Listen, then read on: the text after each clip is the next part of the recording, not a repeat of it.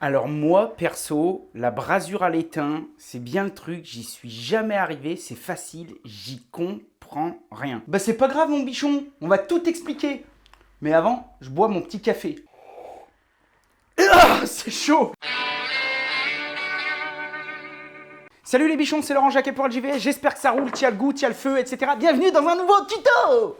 Un monde merveilleux, plein d'apprentissage, et je sais pas ce qui se passe, je suis complètement zinzin.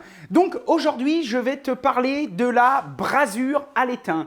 La brasure ou la soudure? Alors la première chose qu'il faut apprendre à comprendre les bichons, et c'est un point sur lequel il y a beaucoup d'ambiguïté, c'est que tout le monde confond soudure et brasure. Une brasure, c'est quand on vient coller deux alliages, donc ça peut être du cuivre, ça peut être de l'acier, ça peut être du fer, ça peut être de l'aluminium, peut être quoi que ce soit, mais on vient les coller avec un alliage, avec un métal d'apport, et donc on vient les coller avec de la baguette de brasure, etc. Ça s'appelle une brasure. Ça s'appelle une brasure, pourquoi? Parce qu'il n'y a pas fusion des matériaux primaires. C'est-à-dire qu'à aucun moment, par exemple, quand on vient braser un cuivre, à aucun moment le tube de cuivre ne fond. Le tube ne fond pas, le tube rougit. Le métal et l'apport, la baguette qu'on vient mettre dessus, que ce soit de l'étain, de la brasure, peu importe, elle fond et vient coller les deux matériaux. Mais en aucun cas, le tube, le support, le matériau primaire ne fond. Alors que dans une soudure, par exemple sur de l'acier, quand vous faites une soudure acier, que ce soit une soudure électrique ou alors une soudure au chalumeau, il y a une fusion des métaux. Donc en gros, le tube d'acier fond et se mélange, ou pas d'ailleurs, au métal d'apport. Et ça, on appelle ça une soudure, parce que le matériau primaire que tu assembles par soudure, eh bien, fond, il y a bain de fusion, donc c'est une soudure. Ce qu'on va faire aujourd'hui et ce que je vais vous apprendre, ce n'est pas une soudure, mais bien une brasure à l'étain. Allez, on y va. Alors la première particularité d'une brasure tendre par rapport à une brasure forte, c'est la température de chauffe à laquelle on va amener les matériaux primaires. Ici, en l'occurrence, le cuivre.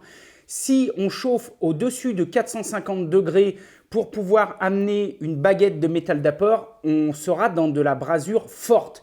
C'est la brasure que les trois quarts des plombiers utilisent. Pour cela, généralement, on se sert d'un chalumeau avec des baguettes de brasure. Jusqu'ici, rien d'extraordinaire. On peut souder avec le gaz, on peut souder avec plein de choses, mais en tout cas, au-dessus de 450 degrés, c'est de la brasure forte. Nous, ce qui nous intéresse ici, c'est de la brasure tendre. En fait, on va venir coller, on va venir assembler deux pièces de cuivre avec un alliage. Et alors attention, parce qu'aujourd'hui, avec la réglementation française, on est obligé de choisir des alliages sans plomb, d'accord? Donc, vous pouvez souder avec ce genre de choses. S'il n'y a pas de plomb, c'est complètement autorisé. Ne vous laissez pas balourder. On est bien d'accord. Les avantages et les inconvénients. L'avantage d'une brasure forte, c'est que souvent, c'est plus rapide à faire. Quoique, l'avantage d'une brasure forte, c'est que c'est plus solide qu'une brasure tendre. C'est en partie vrai, mais on va voir que dans certaines applications, personnellement, je préfère ça. Une brasure forte coûte plus cher à faire, puisque là, il va falloir un chalumeau, et donc c'est un outillage qui coûte plus cher, et surtout, il va falloir faire recharger des bouteilles de gaz, puisqu'on va utiliser essentiellement deux gaz, on appelle ça un mélange oxyacétylénique, une bouteille d'oxygène et une bouteille d'acétylène.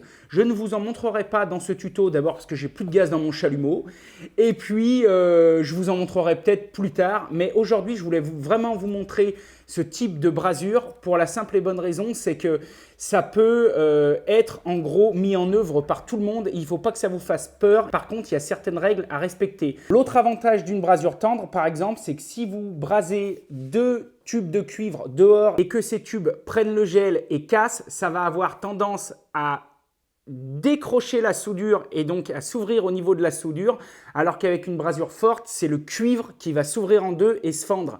Et ça, c'est toujours un petit peu galère parce que pour réparer une fente sur un tuyau qui a éclaté, c'est un peu la merde. Alors que si vous avez fait une soudure à l'étain, il suffira de réchauffer, de remboîter et c'est bon, ça marchera tout seul. Parmi les avantages non négligeables de la soudure à l'étain, on retrouve également le coût de la soudure qui est absolument dérisoire puisque pour ça, on va se servir de gaz, butane ou propane, même si aujourd'hui, les fournisseurs nous proposent des mélanges.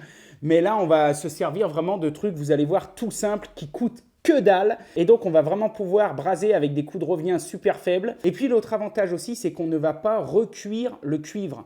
En fait, le cuivre, il faut savoir que c'est un matériau dur, mais si on le monte environ à 275-280 degrés, qui prend une petite couleur rosée saumonée, et bien sous l'action de la chaleur, ça va casser les molécules de cuivre et on va arriver à rendre ce matériau dur à la base malléable. Et on appelle ce genre de procédé le recuit du tube.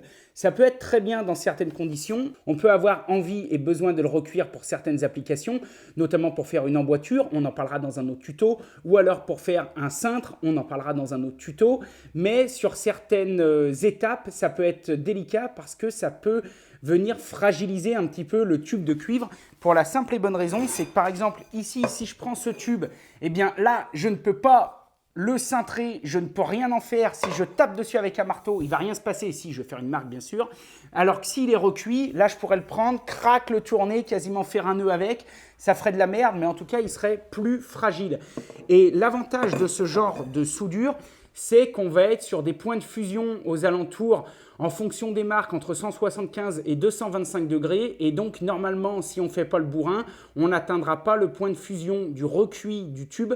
Donc, on peut souder le cuivre sans le recuire. Alors qu'avec, j'ai dit souder, mais c'est brasé, tu m'as compris, alors m'énerve pas. Alors qu'avec une brasure forte, il n'y a pas le choix, il faut chauffer et là, le recuit est obligatoire. Bon les bichons, maintenant qu'on a parlé théorie, c'est parti, je vais vous montrer un petit peu le matos qu'il faut. Alors pour faire une brasure tendre, c'est facile. Le premier outil que tout le monde a vu, c'est ce genre de choses. Ça s'appelle une lampe à souder. Moi, j'appelle ça une lampe à crème brûlée. Oui, parce qu'avec aussi, tu peux faire de la crème brûlée. Alors, le truc que je trouve bien et pas bien, c'est que ça, t'en trouves de partout. Tu vas chez n'importe quel bricot et t'as ça. Ça vaut que dalle. Le truc que je trouve moins bien, c'est que du coup, c'est des recharges un peu propriétaires et qu'il faut en avoir. Mais bon, ça s'abîme pas tellement et puis ça coûte pas très cher. Le truc que je trouve en revanche moins bien, c'est que du coup, il y a un procédé dedans qui rend le gaz instable. Et ça fait qu'en fonction de l'orientation dans laquelle tu vas mettre ta lampe à souder, eh bien, ta flamme peut être instable. Et ça, du coup, j'aime un petit peu moins bien. Malgré tout, ça reste l'outil de prédilection des bricolos. Je vous ferai voir un petit peu ce que ça donne. Le deuxième truc que je vous conseille, par contre, carrément, c'est ça. On est aussi sur de la cartouche propriétaire. Là, la marque, c'est Express, mais comme je te dis, on s'en branle à chaque fois. Moi, j'ai rien à vendre et toi, tu prends ce que tu veux. L'avantage, tu vois, là, on a un mélange butane-propane et dessus, on vient y mettre une torche. Alors ça, c'est une Virax, je crois. Ah non, c'est une Express, tu vois, mais Virax fait à peu près les mêmes. Et donc, là, l'avantage, c'est que c'est tout inclus. Tu sais, dedans, tu as le... T'entends ? Tu as le piezo, tu as tout le pataquès, tu peux brancher. Et par contre, l'avantage de ce genre de truc, c'est que le gaz, il est étudié avec le système de la buse pour pouvoir travailler dans toutes les positions sans que la flamme parte en couille. En gros, la flamme reste stable et ça vaut que dalle. Et tu vois, c'est tout petit. Là, je pars et j'ai vraiment tout mon kit. Avec ça, je peux quand même déjà faire pas mal de soudure. Et puis, au pire, tu achètes 2-3 bonbonnes d'avance et tu es tranquille. Maintenant, si tu veux vraiment pas t'embêter, moi, ce que je te conseille encore plus, si tu es plombier, à mon avis, encore plus, mais c'est la bonne vieille méthode de la bouteille de gaz. Donc là, j'ai une bouteille de propane. On est d'accord? C'est une bouteille normale que tu vas chercher à ton supermarché pour mettre dans ta cuisinière où tu pixelles de la plancha à ta femme. Et dessus, après, tu achètes des équipements. Donc là, tu vois ici, par exemple, j'ai acheté, donc il y a un mano. Ça, généralement, c'est dans le kit. Tu n'as pas à te prendre la tête, je te mettrai des liens. Donc, un mano, un bout de câble. Et ensuite, tu achètes une torche.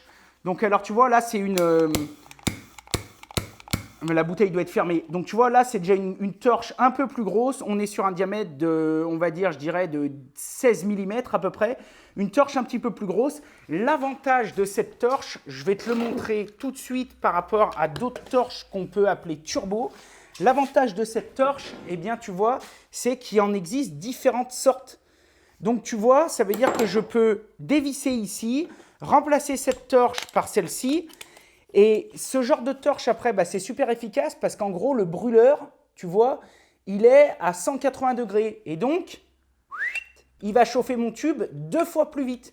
Donc ça, c'est l'avantage, par exemple, de ce genre de torche, c'est que c'est interchangeable. L'autre avantage, c'est que là, tu vois, c'est très léger. J'ai presque pas de poids et j'ai une grande longueur de tuyau. Ça fait que je ne suis pas obligé de me trimballer, tu vois, avec un truc comme ça, tu vois, ou alors avec un truc comme ça.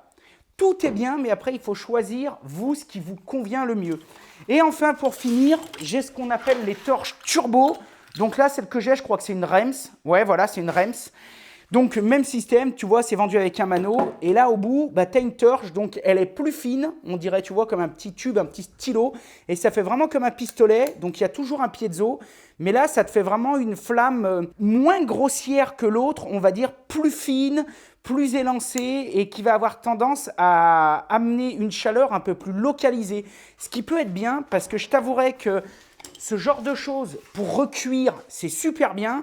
Mais par contre, quand tu es sur un T, par exemple, où tu as 3 soudures les unes à côté des autres sur du 10-12, et ben ça va avoir tendance à bourriner, à te faire une flamme de vache.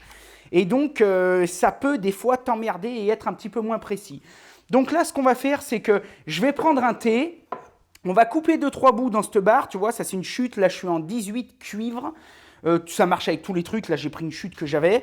On va couper 2-3 bouts. On va prendre un T. Et puis, on va essayer peut-être de faire des soudures avec ça, avec celle-ci. Et puis, soit avec celle-là, soit avec tu sais, celle qui tourne autour, là. Soit avec ça, là. Tu vois, je pense que je vais te montrer avec ça. Ça, je te dis franchement, je te ferai voir un peu, parce que pour te montrer que ça marche, on ressoudra autre chose, un coude ou quoi que ce soit. Mais tu vas voir que la flamme devient vite instable. Et moi, maintenant que j'ai goûté au reste, eh ben ça me paraît vraiment moins qualitatif. Allez, maintenant, on prépare le cuivre.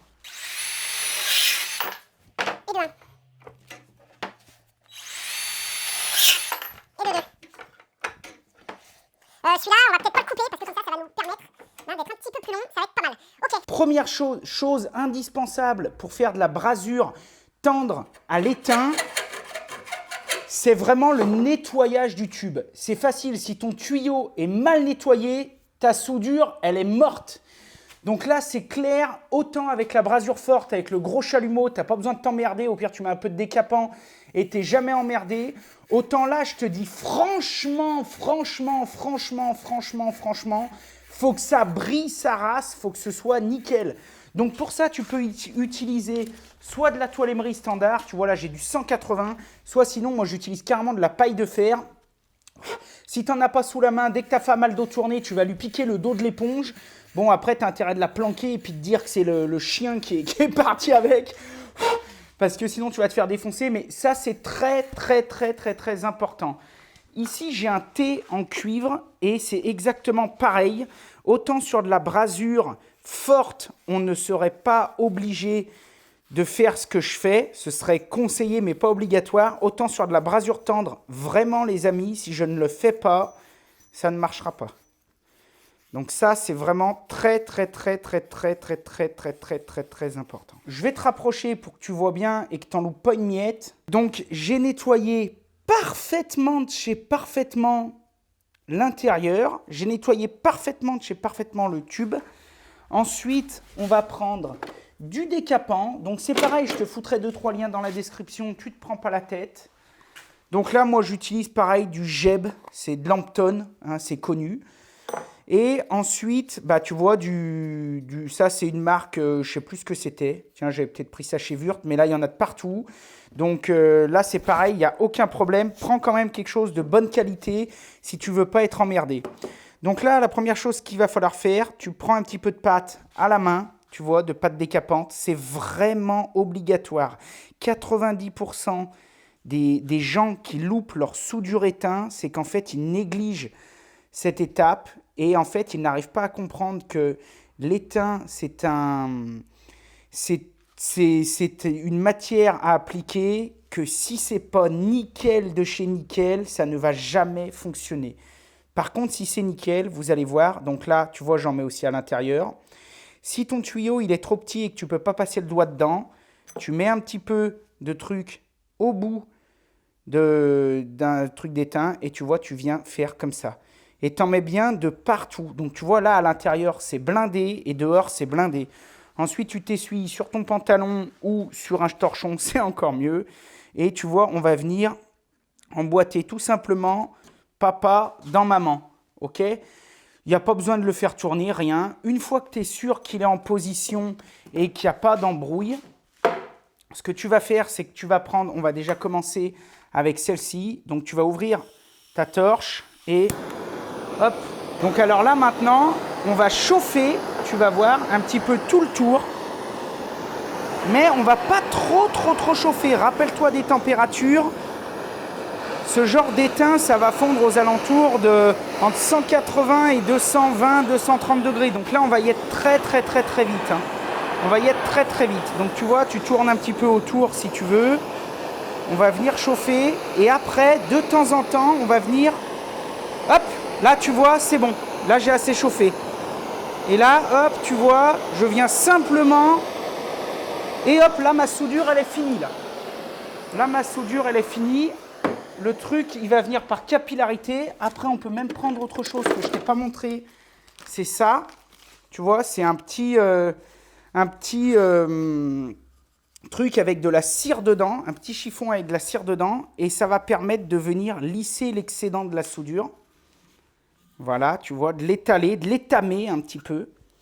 Voilà. Et là, tu as vu, ça a été fait.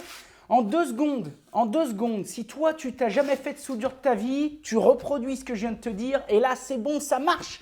En 2 secondes, on a fait une soudure, et ça, c'est une soudure fiable qui tient, là, il n'y a pas de fuite. Je vais aller la refroidir. Donc là, ma soudure, elle est faite. On est bien d'accord. Bon, c'est pas la plus propre du monde, hein, j'aurais pu mieux m'appliquer, mais c'est simplement pour te montrer. Je nettoie l'autre partie, on est bien d'accord, et bavuré et tout le bordel, tout pareil. Là, je t'y fais au fur et à mesure parce que je te montre, c'est une démo, mais bien évidemment, si j'avais été en situation réelle, j'aurais pu préparer les 3 d'un coup et souder les 3 d'un coup. En fait, la seule chose qu'il faut vraiment que vous arriviez à comprendre, c'est qu'avec ce genre de technique, il ne faut pas trop chauffer. Il faut vraiment chauffer juste ce qu'il faut. Et là, tu vois, on n'a pas trop chauffé. On a une soudure qui est impeccable. Donc là, tu vois, je nettoie parfaitement l'intérieur. Ça, c'est un peu chiant, hein, je l'avoue. Hein, mais c'est 8 soudures sur 10 qui foirent. Elles vont foirer parce que tu as mal fait ta préparation. Ensuite, je reprends un petit peu de pâte. On est bien d'accord. J'en remets dessus. Donc là, vous avez bien vu, hein, il y a une étape qu'il ne faut pas que vous loupiez. C'est celle de refroidir la pièce. Là, bien évidemment, si vous faites ça tout de suite, après avoir fait votre soudure, votre peau, elle va rester collée contre le tube et là, il va y avoir un problème. Donc là, j'ai vraiment blindé de décapant. On est d'accord. Je vais... Ah merde, tiens, tu vois, mon thé, il avait peut-être un... Mon thé, il avait peut-être un problème. Là, voilà. Donc là, on peut enlever plus ou moins l'excédent. Ok, et maintenant, je vais vous montrer avec cette lance. Et vous allez voir que c'est la même chose. Par contre, il va falloir faire très attention parce qu'avec cette lance, ça va aller encore plus vite. T'as vu un peu la gueule de la bestiole ? Allez.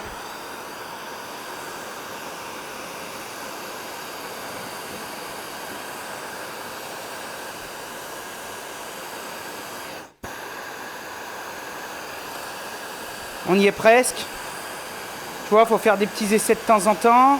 Mais il ne faut pas que ce soit trop chaud. Là, on y est. Hop. T'as vu? Ah yes, c'est bon. C'est bon. L'avantage, c'est que l'action du décapant et de la soudure par capillarité, ça va venir faire le tour. La soudure, elle va partir de partout où il y a de la chaleur. Donc là, tu vois, ça a duré mais vraiment quelques secondes. Hein. Quand tu regardes bien, je suis sûr, et encore là, je t'explique, mais je suis sûr qu'une soudure comme ça, c'est en moins de 30 secondes, c'est fait. Je vais aller le refroidir pour préparer le 3e. Donc là, j'ai bien tout refroidi et tu constateras également que, tu vois, j'ai soudé là et ça n'a pas dessoudé sur le côté. Si ça dessoude sur le côté, c'est facile, c'est que tu as trop chauffé. Donc, entraîne-toi, même si ça ne vient pas du premier coup, si tu suis ce que je te dis, tu vas voir, tu vas y arriver, mais ultra facilement. Et ça, c'est une soudure qui résiste, on est bien d'accord, tu as vu le point de fusion, 200 et quelques degrés. Donc, tous ceux qui se demandent si c'est compatible avec le chauffage, de l'eau de chauffage, quand elle est passée chez vous à 70-75 degrés dans les tuyaux, c'est le bout du monde. Hein. Donc ça veut dire que là-dedans, on pourrait même y faire passer de la vapeur, que ça tiendrait. C'est pas fait pour, hein, je vous rassure, que ça tiendrait. Aujourd'hui, ce genre d'alliage, il y en a même qui est préconisé pour le gaz. Ils en font même pour le gaz. Moi, j'en ai jamais fait parce que pour le gaz, j'ai toujours quand même préféré faire de la brasure forte, argent. Mais voilà. Et ça, c'est pareil, ce genre de soudure en France, ça a été un petit peu laissé de côté, je pense, je ne sais pas trop pourquoi, peut-être à cause des lobbying un petit peu qu'il y a eu avec les vendeurs de gaz et tout, passer un temps, je ne sais pas pourquoi, mais toujours est-il que tu vas pareil, encore une fois, dans le monde entier, 90% des pays soudent comme je suis en train de te montrer. Donc là, on va faire le dernier. Donc le dernier, même principe. Je nettoie, mais parfaitement, c'est-à-dire qu'il faut vraiment que ça brille de chez brille. Hein. Et il ne faut pas dire, ouais, tiens, il reste un peu de merde dedans, allez, c'est pas grave. S'il reste un peu de merde dedans, ça ne va pas souder, tu vas t'emmerder et là, tu es garanti que tu vas péter un câble. Voilà, là, la troisième soudure est préparée. Je vais changer de chalumeau. Quand vous changez de chalumeau, tu vois, là, je viens de fermer la bouteille de gaz. Je tiens à appuyer sur mon brûleur pour que le gaz qui reste dans le tuyau soit brûlé par la lance. D'accord? Parce que là, si j'ai 8 mètres de tuyau et que je débranche comme ça, eh ben, les 8 mètres de gaz vont partir dans l'atelier. Ça ne va pas éclater pour 8 mètres de petits trucs, mais déjà ça pue et ensuite c'est dangereux. Là, je suis sûr que si je décroche mon tuyau, il n'y a aucun problème. Ok, donc tu vois la différence de flamme? T'as vu? Là, on a une flamme qui est vachement plus puissante, mais elle est surtout plus élancée et plus localisée. Ça peut être intéressant quand tu as juste une petite reprise et tu vois, avec ça, si je vise ici, ma flamme, elle va taper ici. Alors qu'avec l'autre, si je vise ici, ma flamme, elle va venir enrober un petit peu tout ce qui se passe. À partir de là, c'est exactement le même principe.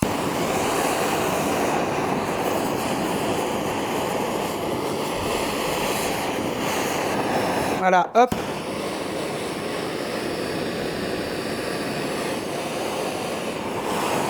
Là, j'en ai presque pas mis les bichons. J'en ai encore même mis bien assez, peut-être même trop. Moi, là, vous avez peut-être vu la flamme, en gros, qui vient arroser les deux. Ce qui est important, c'est que la flamme, elle arrose le côté femelle, d'accord, plus que le côté mâle, parce qu'après, comme ça, quand vous allez venir poser l'étain, il va rentrer dedans. Pour te montrer la fiabilité de ce genre de soudure, je vais couper les deux excédents et après, on fait une coupe transversale et je vais te montrer comment c'est dedans. Donc là, on a déjà fait les deux coupes. Là, on va faire la coulance.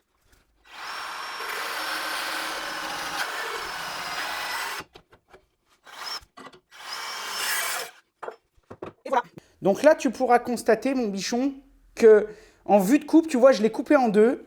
On ne s'en rend pas compte, mais l'étain que j'ai mis en haut par le dessus, il a complètement traversé le raccord. Donc ça veut dire que d'en haut jusqu'en bas, il y a de l'étain et il est venu ressortir ici.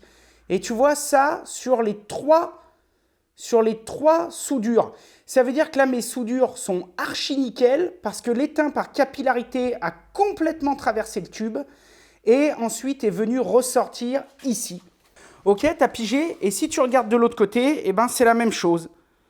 C'est la même chose. Donc là, en gros, notre truc, il est parfaitement soudé.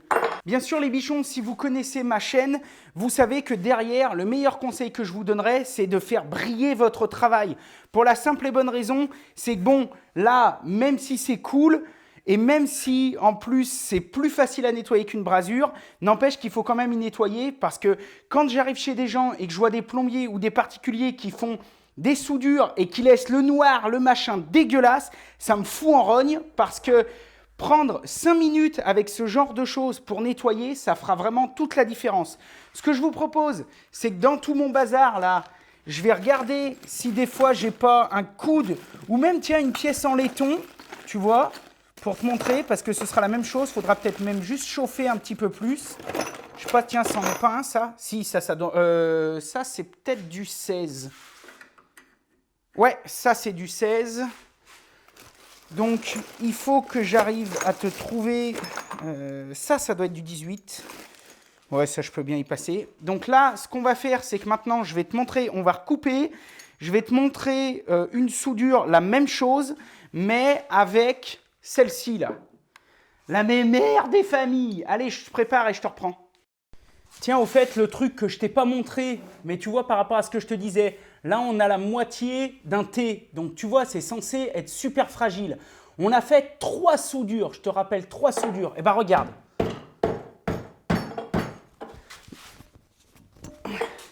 Il n'est pas recuit, il n'y a aucun problème, il ne s'est pas déformé, il n'y a pas de souci. Si on avait fait la même chose avec de la brasure forte, rien que le fait de faire comme ça, le machin il se serait écrasé complètement. Là, il n'est pas... Je te dis pas de conneries. Hop. Là, il n'est pas recuit. Je monte debout dessus. Il n'y a pas de problème. Il n'est pas recuit. Allez, je prépare le reste, je te reprends. Ok, donc là, je suis en train de préparer ce raccord. Donc, même système que les autres. On nettoie super bien ici. On nettoie super bien dedans. Bien sûr, il faut vraiment que ça brille, hein. J'insiste, là, je ne sais pas si vous y voyez bien la caméra, mais là, mon tube, il brille intérieur, extérieur. Par contre, je ne sais pas si tu as remarqué, je ne nettoie pas ici dehors. Parce que si je nettoie ici dehors, et si je mets du décapant sur cette partie, eh bien, ma soudure va avoir tendance, au lieu de rentrer, à rentrer quand même, bien sûr, mais aussi à sortir. Et donc, à sortir, et ça va faire dégueulasse, ça va être plus difficile à nettoyer. Donc, ne nettoyez jamais l'extérieur. La soudure, on n'en veut pas dehors, on la veut dedans. Tu sais, c'est comme en menuiserie, ça. On dit toujours, c'est pas la colle qui chie qui colle, mais c'est la colle qui pousse la colle qui chie qui colle. Ben là, c'est pareil. C'est pas la soudure qui chie qui soude, mais c'est la soudure qui pousse la soudure qui chie qui soude. Ouais, t'as compris? Bref. Et c'est pas la soudure, c'est de la brasure. Donc là, on reprend du décapant, de la gougne. Moi, j'ai fait ça toute ma vie comme ça. Si toi, tu veux mettre des gants, quoi que ce soit, il n'y a pas de souci. Je rappelle que pour ce genre de soudure, il n'y a plus de plomb dedans, c'est interdit au plomb. Donc du coup, il n'y a plus de vapeur nocive, tout ça. Ça ne veut pas dire qu'il faut se mettre au-dessus et respirer les fumées. Mais du coup, tu n'es pas obligé de t'en casquer. Voilà, ça craint rien, ça pue pas. D'ailleurs, là, il n'y a pas d'odeur, il n'y a pas de fumée, rien. Et voilà, bon après ça ne t'empêche pas de te préserver, là je devrais peut-être mettre des lunettes, mais encore une fois c'est de la brasure tendre, donc c'est-à-dire que ce n'est pas comme une brasure forte qui pourra en plus gicler, éclaboussser. Donc là on a bien mis de la pâte dedans, de la pâte dessus, et pour ça on va utiliser la bonne vieille lampe à souder des familles. Je ne vais pas te dire de conneries, je crois que ça fait 6 ans que je ne l'ai pas allumée, donc j'espère que je ne me suis pas engagé trop tôt, et j'espère qu'elle va fonctionner. Là-dessus, je n'ai pas de piezo, mais ce que je vous conseille, si vous avez des chalumeaux, c'est ce genre de petit appareil, voilà, qui s'appelle des allume-gaz spécial pour la plomberie. Dedans, il y a des pierres à feu qu'on peut changer. Ça, c'est obligatoire quand on fait de la soudure, notamment acier, parce que si, on pourrait le faire avec un briquet, mais si vous avez un briquet dans la poche et qu'il y a un graton de soudure en fusion, ça arrive si vous faites de l'acier, qui vient sauter, percez votre poche, le briquet il explose dans votre poche. C'est pour ça que dans les CFA et tout, les briquets c'est interdit et que c'est ça qu'on utilise. Et du coup, moi j'ai tout le temps gardé ça. Ça ne veut pas dire que j'ai pas un briquet parce que des fois ça me casse les... Mais voilà. Donc là, j'espère que ça a fonctionné.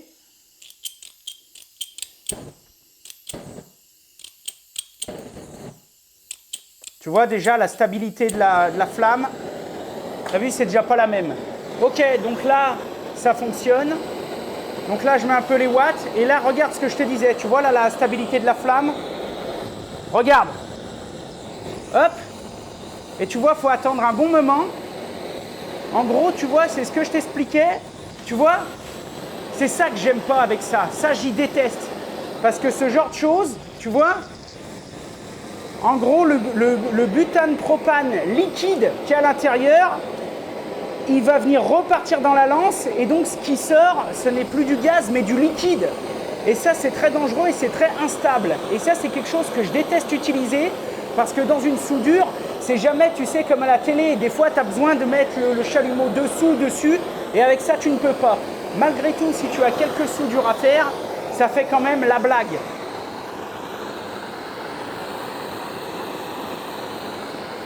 Donc même principe, on chauffe mais pas trop, rappelle-toi, on n'a pas besoin de bien monter, là on est entre 180 et 220 degrés par là. Hein. Donc là de temps en temps on fait un essai, voilà, c'est bon, c'est soudé, c'est fini. C'est fini. C'est fini. Et voilà, et ça, les bichons, n'importe qui peut le faire à condition que vous respectiez ce que je vous dis. Je vais refroidir et on regarde. Donc là, on est super bon, il n'y a pas de souci. Ensuite, ce qu'on peut faire, c'est venir y mettre un bon coup de brillant parce qu'on n'est pas dégoré et on a envie de faire du bon boulot pour nos clients. Là, il y a un petit peu de soudure en trop, donc on va y mettre un coup de toile émery.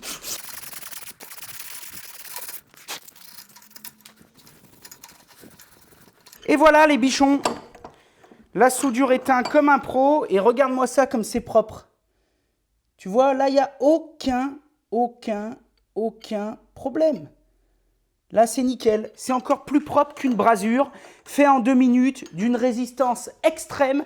Ça, c'est le genre de choses, sur une installation normale, dans 50 ans, 60 ans, ça y est encore, il n'y a pas de souci. Ce que je vous disais tout à l'heure par rapport au gel, c'est que vu que la résistance de la soudure reste quand même théoriquement moindre que celle du cuivre, si un jour dedans ça prend gel, qu'il y a un gros problème et que ça vient casser, la soudure va casser, mais le cuivre ne va pas s'éventrer. Et donc ça, c'est une très bonne nouvelle parce que si c'était une brasure forte, ce serait l'inverse. Le cuivre s'éventrait, on connaît tous ça en cas de gel. Et donc, il faudrait couper, refaire des emboîtures, reprendre, etc. Voilà, bah écoutez, j'espère vraiment que ce tuto vous aura plu. Et surtout, j'espère que ce tuto, il va vous donner envie d'aller piquer le truc à crème brûlée de la maman, hein, ou alors d'investir dans une petite lampe, soit quelque chose comme ça, ou soit le modèle un petit peu plus gros, mais que vous garderez à vie. Et puis, lancez-vous, essayez, soyez prudents. N'oubliez pas que là, on joue quand même avec le feu. Donc, tu vois, moi, j'étais dans un environnement complètement contrôlé. Mais quand on fait de la soudure et tout comme ça, on ne fait pas ça n'importe où, n'importe comment. Mais j'espère qu'en tout cas, ça vous aura plu. Et pour vous rassurer, juste une petite truc, parce qu'il y en a, je sais, qui vont peut-être dire « Oui, mais par rapport à la brasure, moi, avec mon entreprise de plomberie, sur les 4 dernières années, j'ai fait beaucoup de sertissage, j'en fais de plus en plus, mais sur les 4 dernières années, j'ai dû faire 5 à 10% de brasure forte pour 90-95% de brasure tendre à l'étain. Zéro fuite. Chez moi, chez mes clientes, partout. Même là, rappelle-toi, regarde, je ne sais pas si tu te rappelles, ici, là, quand on avait fait ça, là, j'avais fait une vidéo, tiens, je te mets un lien, là, dans le i, là. Brasure tendre éteint, brasure tendre éteint, brasure tendre éteint. Tout est en brasure tendre éteint, tout ce que j'ai pu, même le laiton. Tu vois, regarde là, on est sur une pièce en laiton, brasure tendre éteint, j'ai aucun problème. Tiens, ça m'a donné une idée. Je crois que la prochaine fois, je vais te montrer peut-être soit le piquage, soit le collet battu. Comme ça, tu te coucheras moins bête. Hein, et puis, tu pourras crâner avec tes potes bricoleurs quand vous ferez vos petites réunions. Sur ce, moi, je vous remercie vraiment. Si la vidéo vous a plu, laissez-moi un commentaire, ça fait toujours plaisir. Et puis, marquez-moi dans les commentaires ce que vous utilisez pour souder ou pour braser, ce que vous préférez, brasure tendre, brasure forte, sertissage. C'est toujours intéressant à savoir. Mettez un super pouce bleu, partagez la vidéo. Abonnez-vous si ce n'est pas déjà fait. Moi, je vous souhaite une super journée.